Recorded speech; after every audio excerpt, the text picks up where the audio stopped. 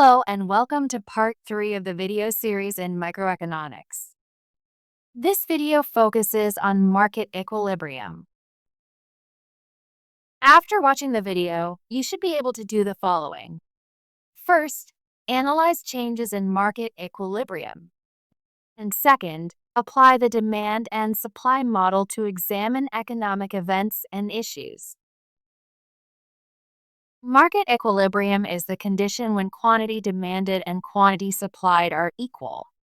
At equilibrium, there is no tendency for price to change. This graph illustrates market equilibrium. The point where demand and supply meet is where the quantity demanded and quantity supplied are equal.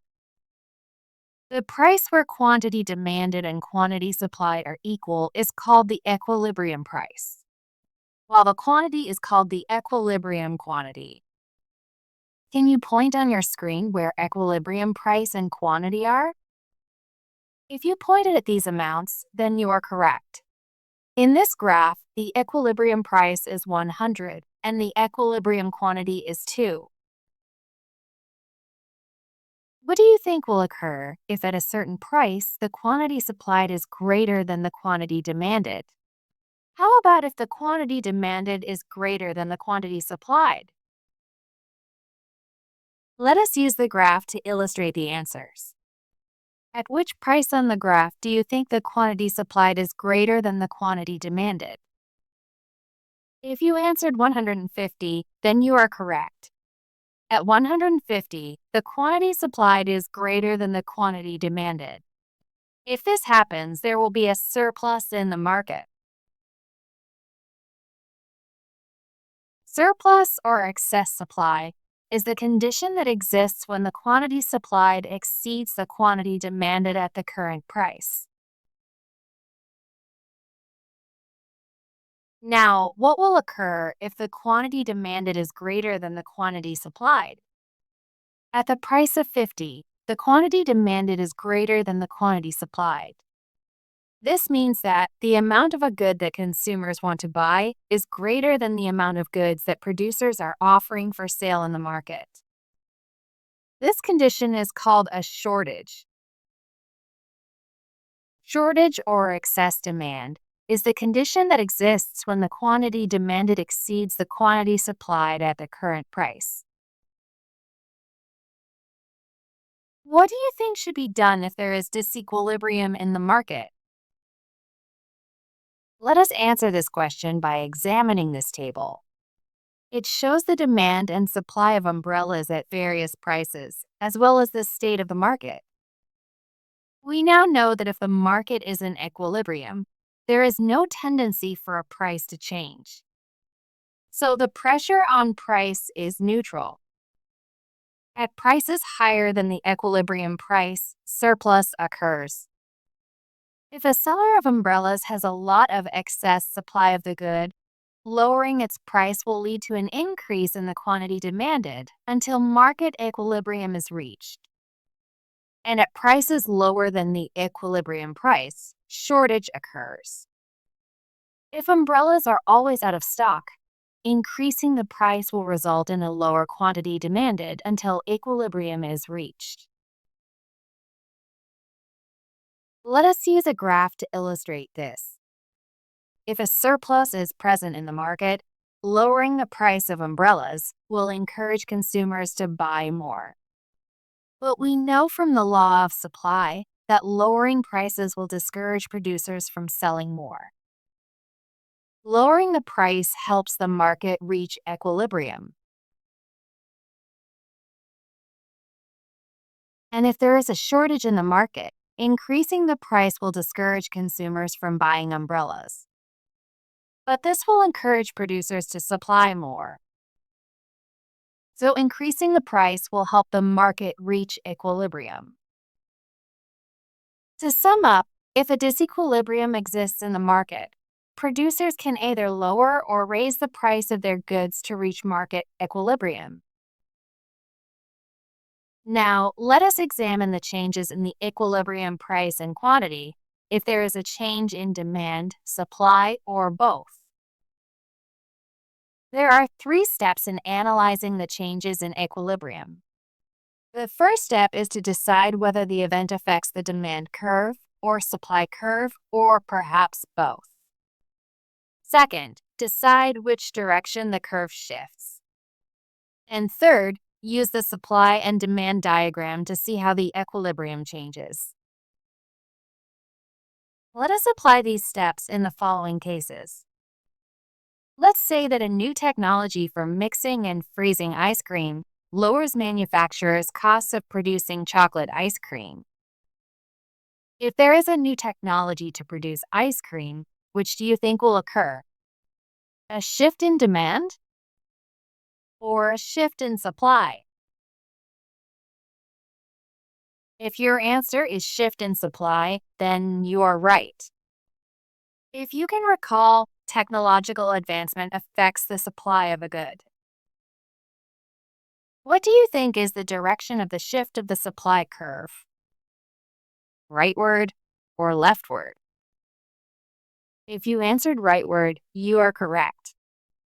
A rightward shift means the supply increases. If the supply curve shifts to the right, what do you think happens to the equilibrium price and quantity? To answer this question, we need to graph a demand curve and a supply curve and identify where the equilibrium point is. Then, from step 2, let us graph the new supply curve. From the initial equilibrium point, can you now determine the changes in the equilibrium price and quantity? When the supply curve shifts to the right, all other things being the same, the equilibrium price decreases, while the equilibrium quantity increases. After examining the scenario, we have determined that the new technology affects the supply curve. And because technological advancement helps increase the supply of ice cream, the supply curve shifts to the right, resulting in a decrease in equilibrium price and an increase in equilibrium quantity. Let us try another case. This time, you may pause the video and write your answers in your notebook or on a piece of paper. Suppose during an extremely hot summer, the purchase of ice cream increases. Determine if the event shifts the demand or supply curve, the direction of the shift, and the changes in the equilibrium price and quantity. You may play the video once you are done answering. Let us now check your answers. Does the event shift the demand curve or the supply curve? If your answer is demand curve, then you are correct. What is the direction of the shift? That is right. The demand curve will shift rightward. And what will happen to the equilibrium price and quantity? That is correct. Both equilibrium price and quantity will increase. I hope you now learned how to analyze changes in the market equilibrium. There are still other conditions to illustrate the changes in equilibrium price and quantity. But right now, let us apply the demand and supply model to analyze a social problem. Let us examine government strategies to solve the drug war issues using the demand and supply model. Governments are torn when deciding which side of the market to tackle when it comes to solving the drug problems in their countries. Let's first examine the supply side strategies. These strategies include destroying the drug's main source, stopping drugs from entering the country, and stopping domestic distribution. Given these strategies, we can assume that the supply of drugs will decrease, thereby shifting the supply curve to the left. At the new equilibrium point, the equilibrium price increased and the equilibrium quantity decreased. This means that, at higher prices, fewer people are willing to buy drugs. However, we know from the law of supply that at higher prices, producers are willing to supply more. These mean that tackling the supply side of the drug problem can help reduce the demand for drugs, but at the same time help increase its supply. Now let's analyze the effects of the demand-side strategies, which include treatment and prevention, on the market equilibrium. We can assume that through prevention and treatment, the demand for drugs will fall, shifting the demand curve to the left. At the new equilibrium point, both the equilibrium price and equilibrium quantity decrease. This means that at a lower price, sellers are less willing to supply more drugs. However, we know from the law of demand that at a lower price, buyers are willing to buy more. These mean that tackling the demand side of the drug problem can help reduce the supply of drugs, but encourage people to buy more. Just like the government's initiative on the drug problem, the demand and supply model can be applied to examine other social and economic events.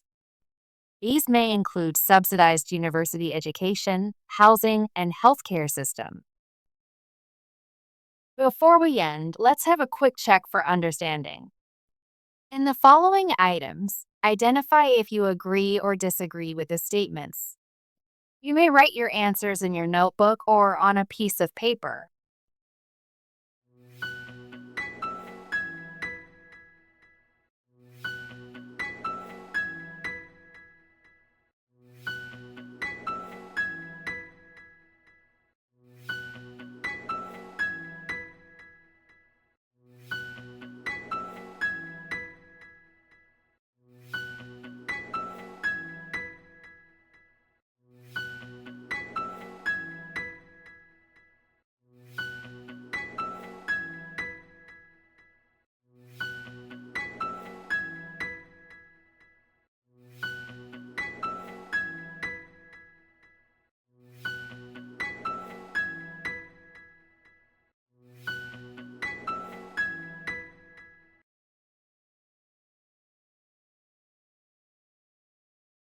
Did you get all 5 items correct?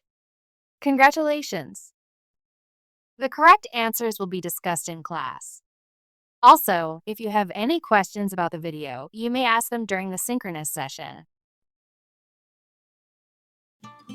Thank you for watching.